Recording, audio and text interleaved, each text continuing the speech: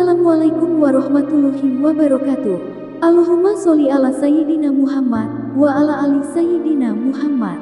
Pemirsa yang dirahmati Allah, marilah kita simak ceramah dari Kiai Haji Abdullah Gimnastiar dengan tema Dunia Ini Sementara, Carilah Bekal Untuk Kehidupan di Akhirat Nanti. Sebelumnya marilah kita perbanyak sholawat minimal 1000 kali sehari, agar hidup kita penuh barokah dan mendapatkan syafaat kelak. Selamat menyaksikan. Dunia hanya mampir. Ulangi. Sekali lagi, di dunia ini hanya mampir. Yang mantap. Sekali lagi, di dunia ini hanya mampir. Dulu nenek moyang kita, Nabi Adam dan Hawa, penduduk asli surga.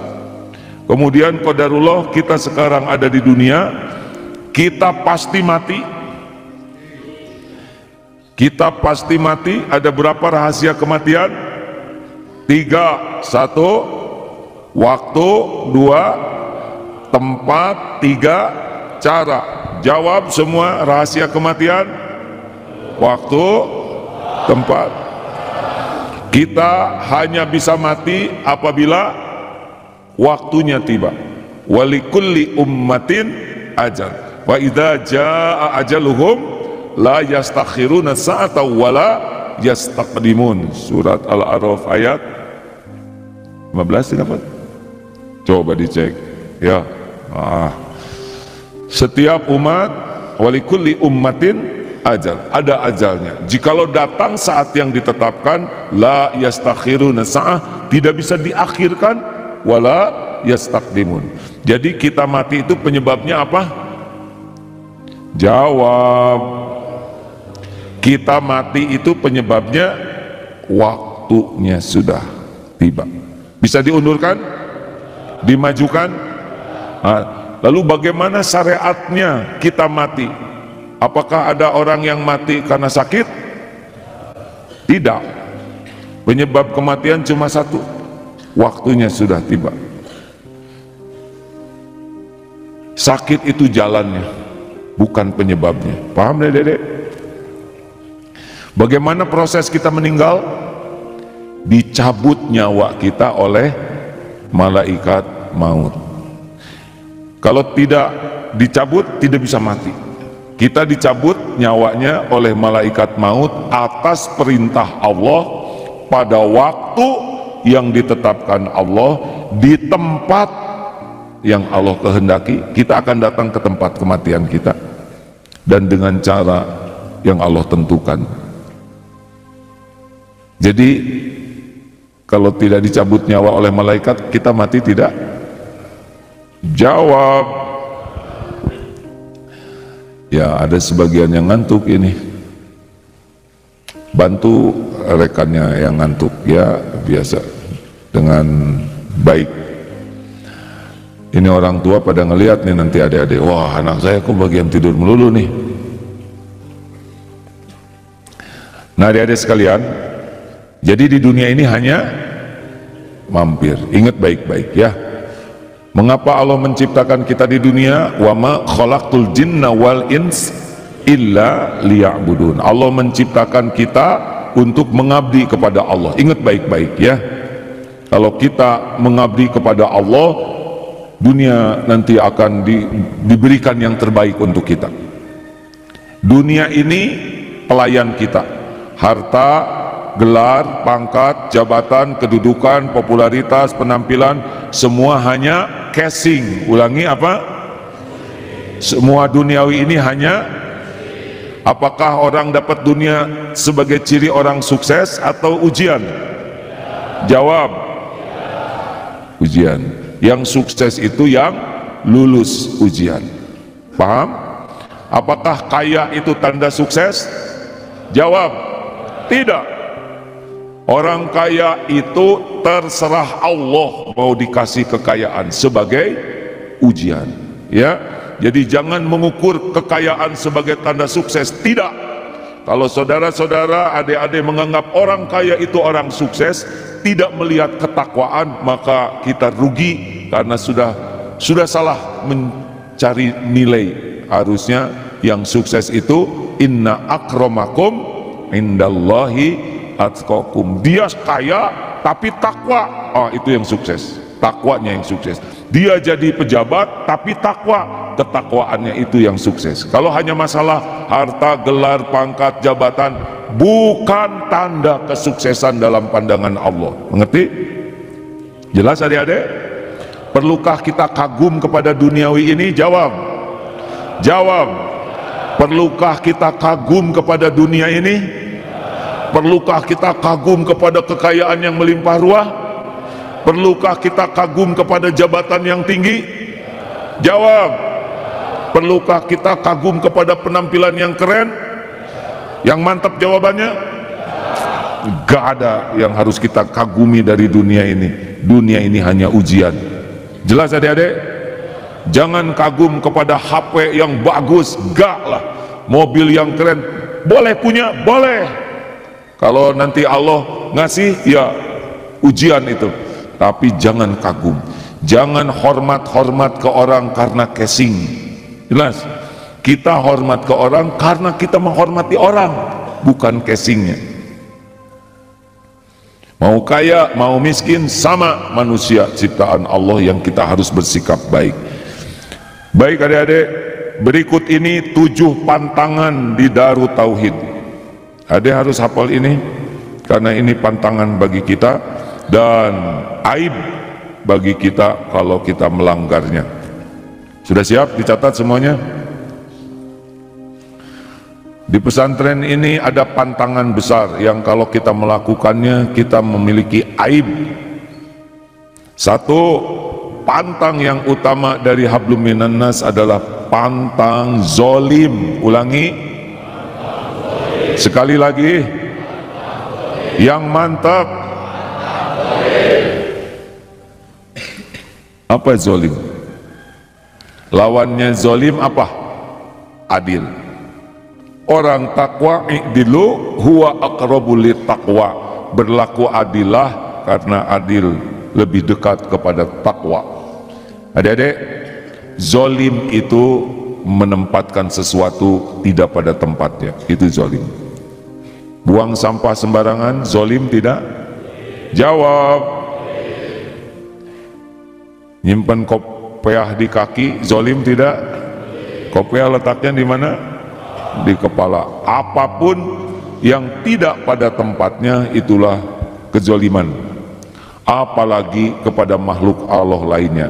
Siapakah orang Islam yang paling baik? Al-muslimu man salimal muslimuna min lisanihi wa yadi. Tidak ada di pesantren ini kezoliman dalam bentuk apapun. Paham? Mana suaranya? Manusia zolim, manusia hina. Ingat baik-baik, setiap kali kita berbuat zolim, Allah lihat tidak? Adik-adik sengaja bertanya terus supaya adik terus aktif ya. Setiap kali kita melakukan kezoliman, Allah lihat tidak? Setiap kali kita melakukan kezoliman, ada balasannya tidak? Siapa yang paling celaka akibat kezoliman kita? Jawab. Surat apa? Al-Isra ayat 7. In ahsantum ahsantum li anfusikum wa in asatum falaha. Jadi kalau kita zolim pasti ada balasannya. Apakah akan meleset balasan dari Allah? Siapa yang paling membuat diri kita celaka? Diri kita sendiri. Ingat baik-baik ya, sekali kita nyakitin orang pasti ada balasannya. Sekali kita nyakitin hewan pasti ada balasannya. Setiap kezoliman pasti akan balik. Pasti akan balik kepada kita di dunia dan di akhirat nanti, kecuali yang tobat. Adik-adik menyakitin orang lain, ngeganggu, menghina, menyebut-nyebut badannya, hei petbun, pendek, buntet, dia nggak berani melawan. Allah mendengar tidak ketika kita menghina seseorang? Ada balasannya tidak? Ada. Tidak ada yang tidak ada balasannya. Semua perbuatan ada balasannya. Faman ya'mal mithqala dzarratin khairan yarah wa may ya'mal mithqala dzarratin syarran yarah. Ke depan, Dek, tolong dipastikan di pesantren ini tidurnya lebih awal, ya. Tidak lagi lihat nanti ada yang ngantuk pada waktu ngajar begini.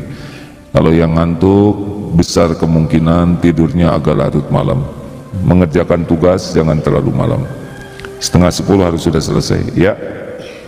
Tidak ada lagi ngantuk-ngantuk begini. Sebagian kecil ini ada yang ngantuk.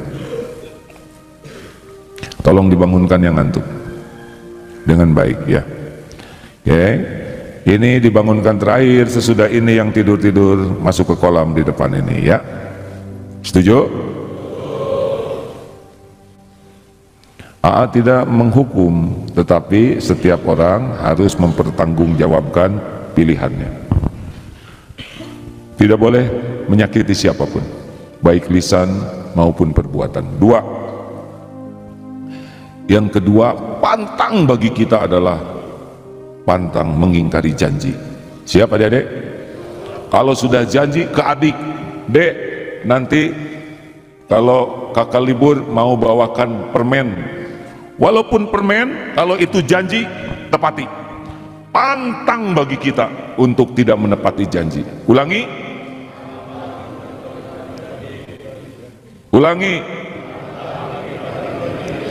Saya pinjam pensil, nanti jam 11 saya kembalikan.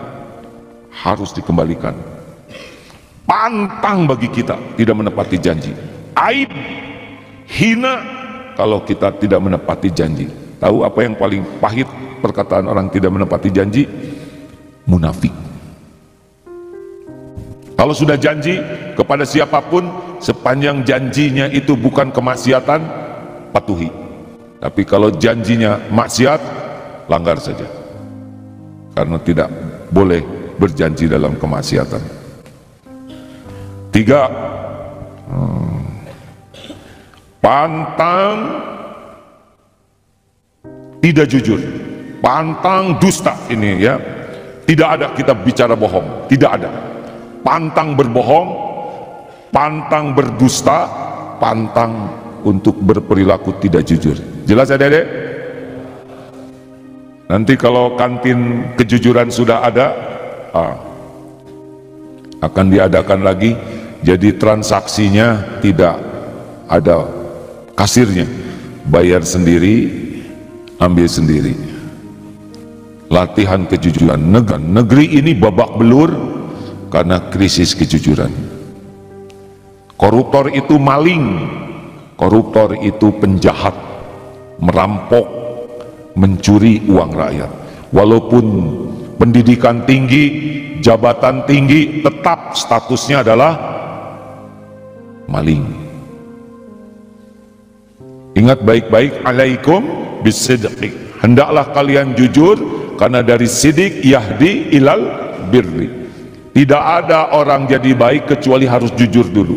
Dari kebaikan yahdi ilal jannah. Jadi jujur baru bisa jadi orang baik, baik baru bisa masuk surga. Kalau pendusta, pembohong, yahdi ilal fujur, mengantarkan kepada kejahatan-kejahatan. Dari jahat yahdi ilan nar. Adik-adik dengar baik-baik, tidak ada cerita orang sukses yang benar-benar sukses kecuali pasti ada kejujuran di sana. Mati-matian jadi orang jujur. Siap?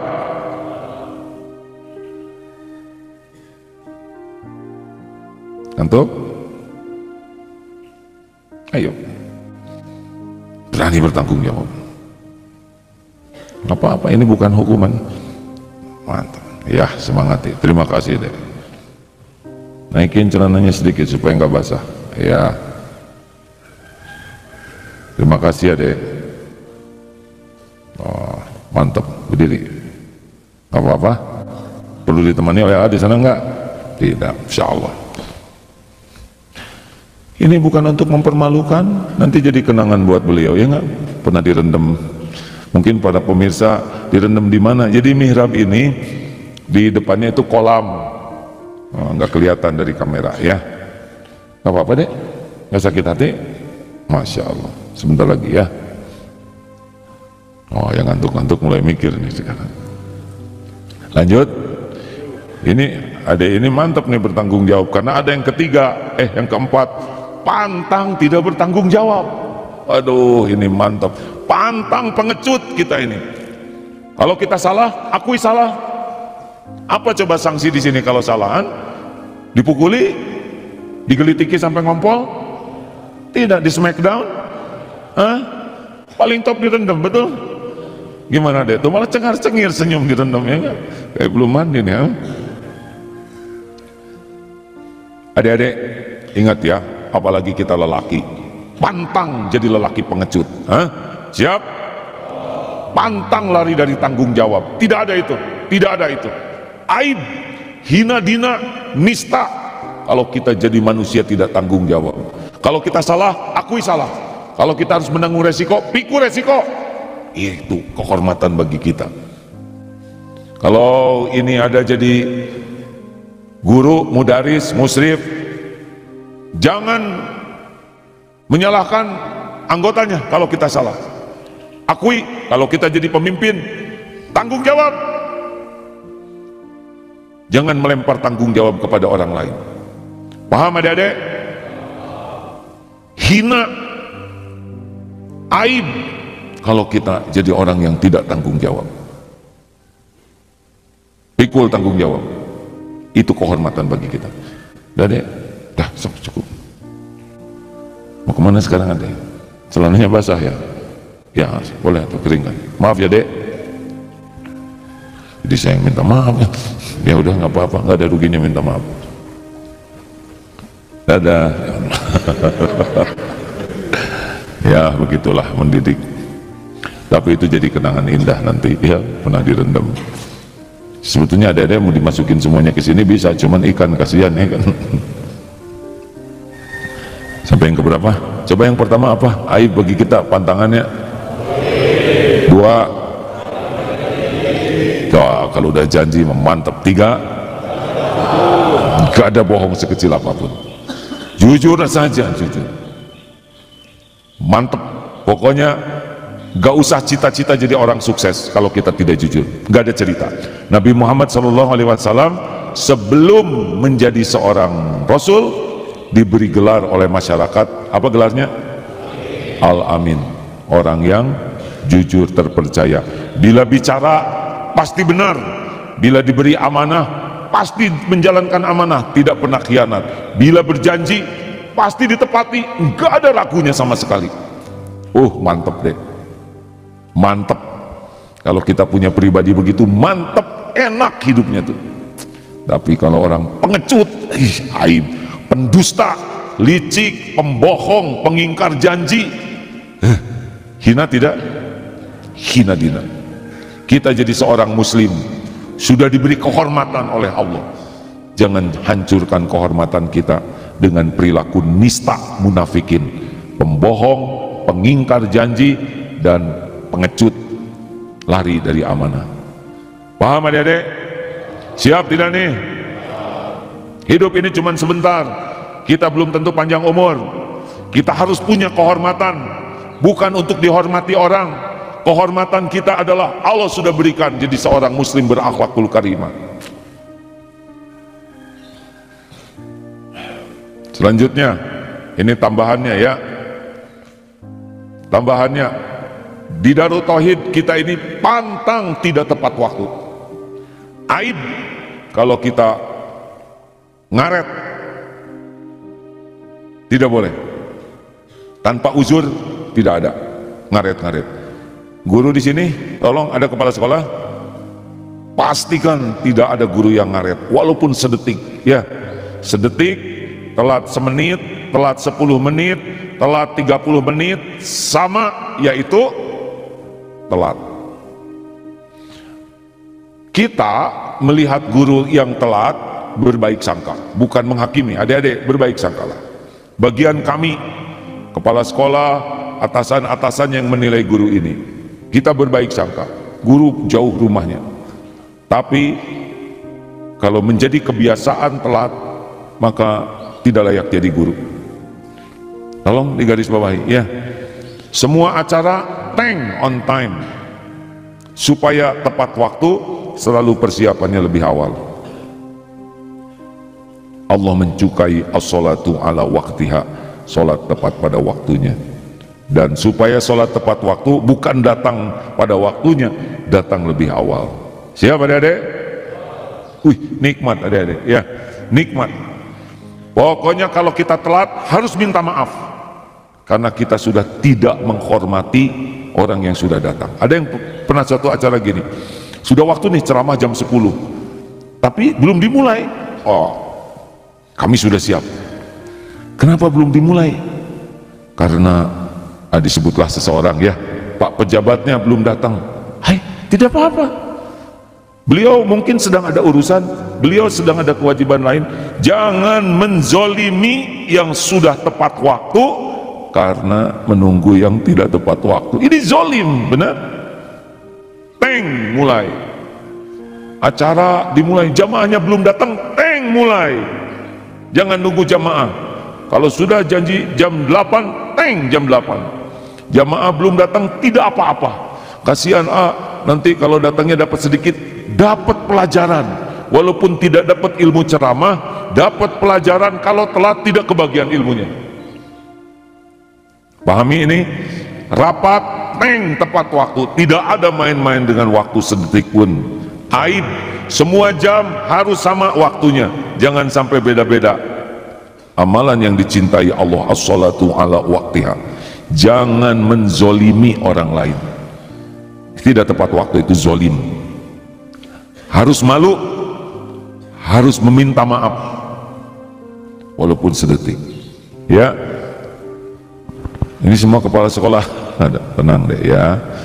Cari kolam apa? Terlalu jujur beliau ya. Ngantuk langsung cari toilet. Lanjut. Ini semua kepala sekolah hadir kan ya?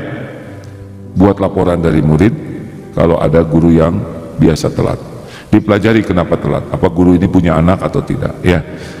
Kalau perlu bawa anaknya ke sekolah. Pokoknya jangan telat. Kalaupun telat harus minta maaf dan tidak boleh berulang. Ada pernah dengar nggak kisah ini? Ada yang ke kantor telat terus, bukan di sini, di sebuah kota. Atasannya bertanya, kenapa kamu telat terus? Wah Pak, jalannya macet, susah, makin lama makin parah macetnya. Si bos bijaksana, oh macet ya penyebabnya. Selang beberapa waktu, bosnya ini punya strategi, Dek, Ade dapat hadiah umroh. Ah, yang bener bos. Ya, bukan dari saya, itu dari gubernuran katanya. Oh ya, kok saya yang kepilih bos? Ya, tapi harus datang ke sana untuk mengisi formulir. Ah, saya siap ke sana bos. Tapi jam 7. Ah, saya siap. Tapi tidak boleh telat. Saya tidak akan telat bos. Bagaimana caranya supaya kamu tidak telat? Saya akan berangkat lebih awal. Oh, kata si bos, berarti kamu telat bukan karena macet ya, karena berangkat tidak lebih awal. Mengerti nggak dek? Si bosnya ini hanya mancing aja, ternyata kalau dia dapat hadiah mau dia datang lebih awal. Di Masjidil Haram kalau telat ke masjid, telat ini Jumatan misalnya, telat ini bukan waktu azan, bukan deh, karena sejam sebelum azan itu udah tutup masjid tuh. Aduh, cari tempat panas, terik matahari kalau sedang musim panas, sengsara sekali. Tapi kalau datang lebih awal, bisa milih tempat yang nyaman, bisa cari tempat yang ada karpetnya, bisa cari tempat di depan multajam, bisa dekat AC, karena datang lebih awal. Jadi ketika sholat enak, tapi yang telat nyusup, susah kebagian. Kalaupun masuk bikin orang lain kecewa. Memang orang yang tidak persiapan lebih awal cenderungnya tidak bisa tepat waktu. Siap? Pastikan semua jam harus sama di Darut Tauhid ini ya, supaya tidak ada perbedaan waktu, supaya tanknya sama. Apalagi satu lagi bonusnya deh. Tadi nomor berapa sih? 5. Oh,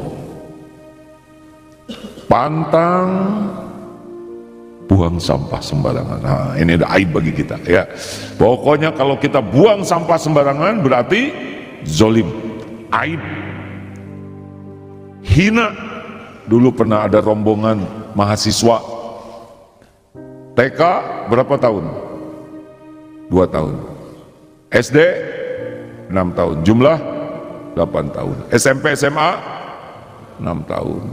Jumlah berapa dek? 14 tahun. Itu waktu di bis itu begini, lempar aja bungkus permen itu. Ya Allah, ini belajar apa aja. 14 tahun belajar, nyimpen sampah pada tempatnya aja tidak bisa. Belajar apa aja. Mungkin adik-adik pernah dengar ceramah AA ini di Geger Kalong, pernah macet. AA ada di sana, cari ini sumber macetnya di mana. Ternyata ada di dekat sebuah belokan, motor parkirnya melintang agak ke tengah gitu, separuh badannya tuh melewati garis. Ini motor siapa? Oh, saya A. Ternyata orang sedang memfotokopi di tempat fotokopi. Ini maaf Pak, jalan macet. Ya maaf, saya tergesa-gesa katanya. Ini penting, saya sedang membuat untuk tesis. S3 apa? Tesis ya? Disertasi, maaf, S2 tesis. Ini S3 deh, calon doktor. Parkir motor aja tidak bisa. Ini memalukan sekali. Belajar apa saja, jalan macet ke sana sini karena dia parkir sesuka dia, melintang, tidak punya rasa tanggung jawab. Sebentar, ini ada laron. Laron itu ciptaan Allah, bertasbih. Begitu? Jangan merugikan siapapun. Terakhir, pantang tidak berterima kasih. Pokoknya ada orang berbuat baik bagi kita, pantang tidak berterima kasih. Balas budi, minimal doa. Tidak boleh kita biasa saja. Orang berterima kasih, jazakallah khair, kalau bisa balas. Balas dengan yang lebih baik. Dia ngasih dukuh, kita kasih apa? Tunggu dulu, dia ngasih telur cecak, nok cak-cak itu kan, walaupun kecil, kita kasih balasan yang bagus, telur puyuh ya, lebih besar. Dia ngasih telur puyuh, kalau bisa kita kasih apa? Telur ayam. Dia ngasih telur ayam, kasih telur apa deh? Telur bebek. Dia ngasih telur bebek, ada yang lebih gede telur? Telur gajah ya. Artinya pantang bagi kita tidak balas budi. Paham? Supaya kita jago balas budi, ingat kebaikan orang dan balas. Itu dia, keren kalau orang ahli terima kasih. Ini ya, AA mendengar berita tahanan Sandra yang ditahan Hamas, ketika dilepaskan itu berterima kasih karena terkesan kepada akhlak, kelemah lembutan, kesopanan, gak ada. Bahkan ketika tahanannya bawa anjing juga, anjingnya dibawa, ikut dirawat. Kata orang-orang bule itu, bagaimana mungkin katanya menyandera harus dengan anjingnya kecuali dengan kebaikan hati. Bahkan ketika ada tahanan wanita dilepaskan, kata salah satu tulisan di sana ya, mata itu tidak pernah dusta karena melihat yang menyanderanya seperti fall in love gitu. Ada yang ngerti nggak? Nggak usah ngerti lah, ini urusan orang dewasa. Begitulah adik-adikku sekalian, kita harus punya pada diri ini nilai-nilai yang kita pegang, nilai-nilai kehormatan sebagai seorang muslim. Setuju? Ini tidak ada urusan dengan pujian orang, tidak ada urusan dengan balas budi orang, tidak, ini tidak ada urusan dengan hadiah, tidak ada urusan dengan penghargaan. Kita jadi orang jujur, kita jadi orang yang benar-benar menjaga nilai-nilai pada diri kita, karena ini kehormatan kita. Paham deh? Kehormatan kita. Orang lain tidak menghormati, gak ada masalah. Orang lain tidak memuji, gak ada masalah. Tapi kita puas punya diri yang tidak mengkhianati kemuliaan yang Allah berikan kepada kita. Keren banget. Keren deh, keren banget. nanti sangat besar kemungkinan Allah membuat orang lain respect kepada kita. Tapi bukan itu tujuan kita, ya. Mungkin kita akan disukai orang akan segan kepada kita, orang akan sayang kepada kita, orang akan menghormati kita, ya itu bonus, bukan tujuan kita. Ada pertanyaan, silakan. Ya, Dek. Wah, senang nih adik-adik. Silakan, boleh dibantu mikrofonnya? Terima kasih. Silakan, Dek. Assalamualaikum, Pak. Saya Alfat dari kelas 7B izin bertanya. Iya. Bagaimana cara termudah untuk menjauhi duzul kakosi dan pantang-pantang yang tadi disebutkan? Baik, ada yang bisa berdiri? Senang. Bicara lebih tenang, lebih jelas, ya. Silakan. Sambil latihan bicara. Lihatnya ke sini aja. Oh, ada TV ya, ujian. Silakan ulangi. Bertanyanya lebih jelas karena inti dari bicara itu kalau dengan orang lain supaya orang lain paham perkataan. Lanjut. Cara paling mudah untuk menjauhi duzul kakosi dan 7 pantang yang tadi disebutkan. Cara yang paling mudah untuk menghindari duzul kakosi. Singkatan dari apa duzul kakosi? Dusta, zolim, kasar, kotor, sia-sia. Dusta, zolim, kasar, kotor, sia-sia. Oh, ini manajemen lisan kita ya. Lalu 7 pantangan tadi, apa yang harus dilakukan? Nah, baik, terima kasih. Terima kasih, Dek. Ingat, Dek, kuncinya orang semangat itu namanya ambak. Ulangi. Apa bedanya dengan ambek? Ambak itu apa manfaat bagiku. Jadi sunatullahnya kita itu semangat kepada sesuatu yang kita anggap manfaat. Benar? Dalil hadisnya apa? Ihris ala ma yanfa'uk wasta'in billah wala ta'jaz. Berantusiaslah, bersemangatlah dengan apa-apa yang bermanfaat dan mintalah tolong kepada Allah dan janganlah malas. Jadi, Dek, Ade harus belajar apa sih manfaat. Tadi ada yang nanya, kenapa sering cerita mandi air es, air dingin?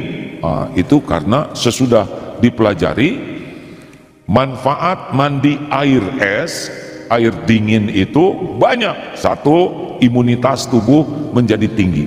2, kalau iman jadi imun ya, daya tahan kita jadi lebih bagus. Yang kedua, peredaran darah kita menjadi lebih bagus. Bahkan ada juga penelitian sel darah putihnya, pasukan perang yang menghancurkan penyakitnya jadi lebih bagus. Lalu lebih fokus. Kalau biasa mandi air dingin lebih fokus dan lebih gembira karena ada hormon-hormon tertentu yang kalau kita dalam dingin itu dia keluar, jadi lebih bahagia, lebih ada kata-kata yang pokoknya kalau sudah mandi air dingin itu akan lebih positif, lebih fresh. Ada membaca satu artikel tapi lupa kata-katanya ini. Juga akan lebih semangat karena banyak manfaat, maka mulailah. Tapi kan dingin, hanya mandi, benar? Tuh udah kedinginan gini. Bertahap, air dingin, lama-lama airnya dikasih es, lama-lama berendam masa semenit terus tingkat. Alhamdulillah dengan izin Allah. Padahal males betul tuh ya mandi air dingin. Di sini kan dingin juga di ekor 1 ya. Dingin tidak sih? Tambah es, jadi hangat air di sini. Tuh dengernya aja udah gitu kan? Ini masalah mental. Makin yakin untung, makin manfaat, makin semangat. Gitu, Dek. Jadi Ade harus pelajari apa-apa yang manfaat dan latih ya, serta doa supaya dimampukan oleh Allah. Terima kasih. 2 pertanyaan terakhir, silakan. Ya, langsung mikrofonnya. Walikulli ummatin aja. Oh ya, Al-A'raf 34. Ya. Assalamualaikum warahmatullahi wabarakatuh. Waalaikumsalam warahmatullahi wabarakatuh. Silakan. Saya izin bertanya. Jadi Silakan. sejauh ini tuh saya tuh sering ngedengar gitu. Kalau misalkan Palestina menang, dunia ini kiamat. Karena saya masih belum percaya gitu. Jadi saya ingin bertanya ke AA, apakah itu benar dan sahih gitu? Wah, baru dengar juga nih. Sudahlah, pokoknya yang penting mah kita soleh aja lah. Mau kemana? Kayak naik-naikin sarung mau direndam apa? Enggak. Gini deh, sesuatu yang goib kita boleh percaya kalau memang dalilnya. Sementara ini belum dapat keterangan yang seperti yang Ade jelaskan barusan ya. Kalau Palestina menang, dunia langsung kiamat. Kurang tahu itu ya. Kiamat itu pasti terjadi, hanya Allah yang tahu. Benar ada ciri-cirinya, tapi dekat itu memang sekarang sudah banyak ciri-ciri ya. Tetapi yang terpenting dari ingat kiamat itu kitanya jadi soleh tidak gitu. Terakhir, lanjut. Yang mana nih barusan? Apa-apa ya ini. Maaf ya deh, ini lebih duluan.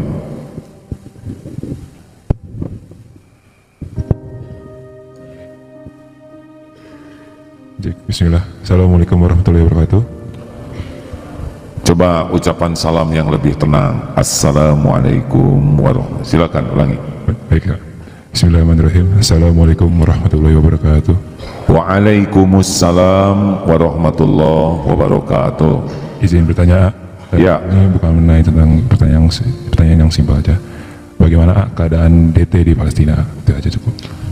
Terima kasih. Bagaimana keadaan Darut Tauhid di Palestina? Begitu pertanyaannya? Siap, betul. Baik, terima kasih deh.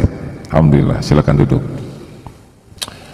Allah menitipkan masjid dan pesantren Darut Tauhid di Palestina di jalur Gaza dan juga pabrik air minum di jalur Gaza. Sampai saat ini belum ada beritanya.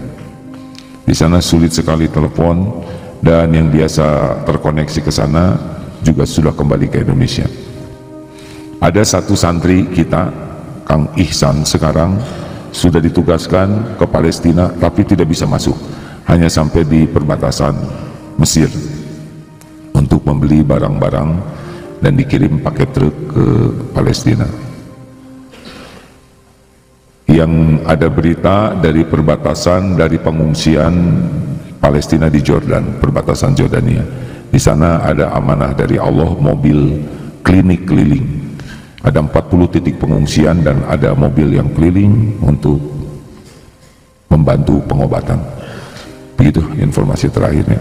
Kita sudah berhasil masuk beberapa truk kiriman amanah dari jamaah. Doakan terus ya deh ya. Setiap sholat doakan, karena doa itu akan sangat bermanfaat bagi kita dan bagi yang didoakan. Jangan ada satupun santri yang tidak mendoakan saudara kita di Palestina. Satu doa, mudah-mudahan oleh Allah, mungkin satu bom tidak meledak, mungkin satu orang yang hancur tapi dikuatkan hatinya. Ibu yang kehilangan anak diteguhkan oleh Allah jadi lebih tenang. Yang berhadapan dengan musuh diberi keberanian oleh Allah. Semuanya ada dalam genggaman Allah. Tidak ada satupun yang luput dari kekuasaan Allah. Orang Palestina ciptaan Allah, orang Zionis Israel juga ciptaan Allah. Dua-duanya milik Allah. Bedanya satu beriman, satu mengingkari. Satu berjuang untuk kebenaran, yang satu untuk menjajah, melakukan kejahatan. Israel itu penjajah ya adik-adik, jangan lupa Israel itu dulu tidak ada. Tahun 46 mulai melakukan teror lalu mencuri. Jadi aslinya bukan hak membela diri, tidak ada hak bagi Israel membela diri karena dia menjajah, dia yang zolim tapi berperan sebagai korban. Itu yang sebenarnya terjadi. Dulu tidak ada negara Israel itu, tapi qadarullah ujiannya seperti itu. Tapi banyak hikmahnya. Banyak sekarang orang yang terkagum-kagum kepada akhlak, keteguhan, kesabaran, ketangguhan saudara kita di Palestina, dan itu menginspirasi banyak orang untuk belajar Quran dan bahkan menjadi Islam. Semoga Allah menolong saudara kita di Palestina, khususnya di Gaza ini, dengan kekuatan iman, Semoga Allah lindungi dari kejahatan kaum zolimin. Allah kuatkan iman saudara kita di sana. Allah berikan ketenangan dalam segala keadaan. Allah berikan hati yang ridho dengan ujian ini. Diberikan kesempurnaan kesabaran menghadapi berbagai kepahitan, dan diberikan kemuliaan dunia wal akhirat.